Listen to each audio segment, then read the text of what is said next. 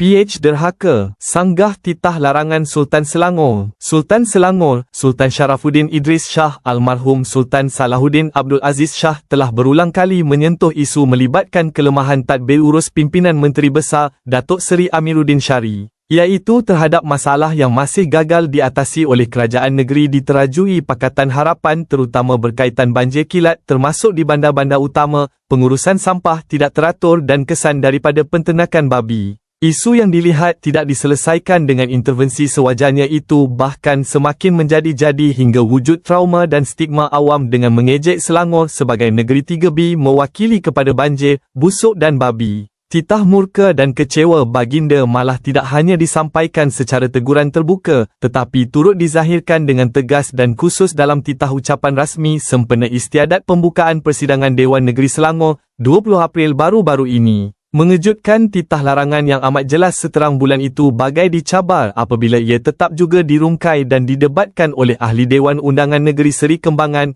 Wong Siew Kee daripada DAPPH dalam perbahasan dikemukakannya. Muat turun aplikasi Harakah Daily untuk akses berita terkini.